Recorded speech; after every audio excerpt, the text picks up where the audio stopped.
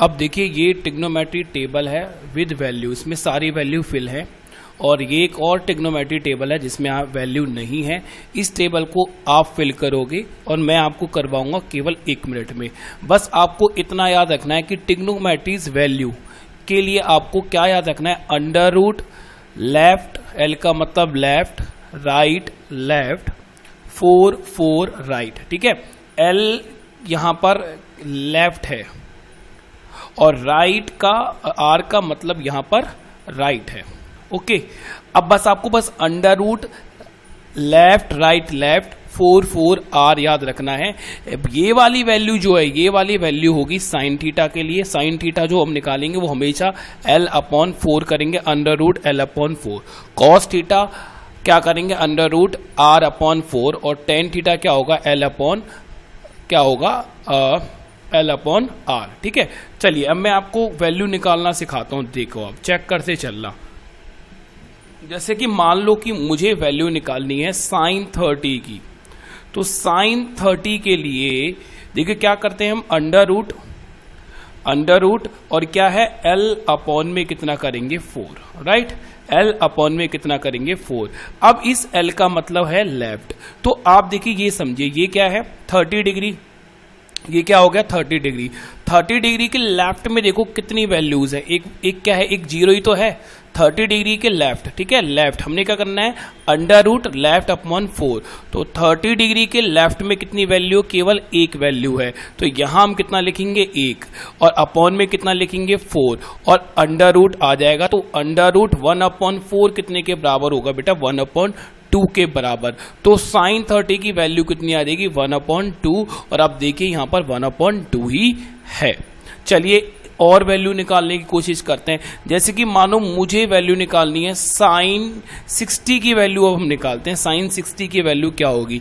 तो वही करेंगे, लेफ्ट/में में कितना करेंगे 4, ठीक है, लेफ्ट/में में कितना करेंगे 4। अब 60 के लेफ्ट में देखो, ये 60 है, 60 के लेफ्ट में देखो कितना है 1 2 3, कितनी वैल्यू है 3। मैं दोबारा समझा रहा हूं, 60 साइन 60 की वैल्यू हम निकाल रहे हैं, तो साइन 60 के लेफ्ट में कितनी वैल्यू है 1 2 3। तो यहां लिखेंगे हम 3/में में कितना आएगा 4, और अंडर रूट तो है ही, तो ये अंडर रूट 3/में में कितना आ जाएगा 2। तो साइन 60 की वैल्यू कितनी आ गई, अंडर रूट 3/में में 2। और देखिए यही तो है अंडर रूट 3/में में 2। बस आपको इतना ही याद रखना है, मैं दोबारा बता रहा हूं, trigonometry values equal to under root left right left 4 4 are, बस इतना ही याद रखना है। चलिए हम और भी वैल्यूज निकालते हैं। चलिए मानते हैं 10 की कुछ वैल्यू निकालते हैं, 10 की कोई भी वैल्यू निकाल लेते हैं। हम मान के चलते हैं कि 1045 की हमें वैल्यू निकालनी है, तो 1045 के लिए देखो अंडर रूट तो आना ही है हमेशा। अब 10 के लिए क्या है, देखो यहां पर 10 के लिए क्या है लेफ्ट, और अपॉन में क्या है राइट। तो 10 के लिए अंडर रूट लेफ्ट अपॉन में क्या आ जाएगा, राइट आ जाएगा। अब देखो 45, ये 45 है, राइट, ये क्या है 45। 45 के पहले लेफ्ट में देखो, 45 के पहले लेफ्ट में कितनी वैल्यू 1 2, तो यहां पर हम कितना लिखेंगे 2 अपॉन में। अब 45 के राइट में कितनी वैल्यू है 1 2, तो यहां पे भी हम कितना लिखेंगे 2, और ये आएगा अंडर रूट 2 से 2 कैंसिल आउट हो गया, कितना बचा 1, और 1 रूट 1 ही होता है। तो देखिए 1045 की वैल्यू कितनी है 1, तो हम यहां लिखेंगे 1045 की वैल्यू कितनी आ गई 1 आ गई। चलिए और भी देखते हैं, हम करते हैं जैसे कि मान लीजिए हम निकालते हैं 1030 की वैल्यू। 1030 की वैल्यू अगर हमें निकालनी है तो वही सेम है अंडर रूट L/में में R। अब हमें 30 के अकॉर्डिंग यहां पर समझना है। देखो 30 के अकॉर्डिंग समझो, यहां पर ये 30 है, 1030 की वैल्यू हम निकाल रहे हैं, तो पहले क्या करेंगे राइट, 30 के राइट में केवल 0 है मतलब 1, तो कितना आएगा 1, और 30 के लेफ्ट में कितना है 1 ओनली। अब राइट में देखो कितना है 1 2 3, तो ये कितना आ जाएगा 3 इक्वल टू कितना आएगा 1/में में अंडर रूट 3, तो कितना आ जाएगा भाई 1/में में अंडर रूट 3। अब देखो इतना तो यार आपको पता होना चाहिए कि ये हमारा राइट साइड होती है और ये वाली हमारी लेफ्ट साइड होती है। इतनी बात तो देखिए आपको पता होनी चाहिए, क्योंकि ये हमारी लेफ्ट साइड है और ये हमारी राइट साइड है। चलिए और भी वैल्यू मैं आपको निकाल के दिखाता हूं, और हर बार हमारी वैल्यू बिल्कुल सही आएगी केवल इस छोटे से फॉर्मूले से। चलिए जैसे कि कॉस की कोई भी वैल्यू निकालते हैं, ले लेते हैं कि हमें मान लो हमें निकालना है cos 60 की वैल्यू, ठीक है, हमें cos 60 की वैल्यू निकालनी है। तो cos के लिए क्या होगा, राइट अपॉन में 4, तो हम क्या करेंगे अंडर रूट राइट अपॉन में कितना लिख देंगे 4। अब हमें 60 की वैल्यू निकालनी है ना, कितने की cos 60, तो यहां हम देखेंगे 60, ठीक है, ये हो गया 60। क्या बोल रहा है राइट, तो इस साइड जाना होता है राइट और इस साइड जाना क्या होता है लेफ्ट। तो जरा मुझे बताओगे आप कि 60 के राइट में कितनी वैल्यू, एक ही वैल्यू केवल 90, तो यहां आएगा 1 और अपॉन में कितना आ जाएगा 4 और ये होगा अंडर रूट। तो अंडर रूट जब हम घटाएंगे तो कितना आएगा 1/2।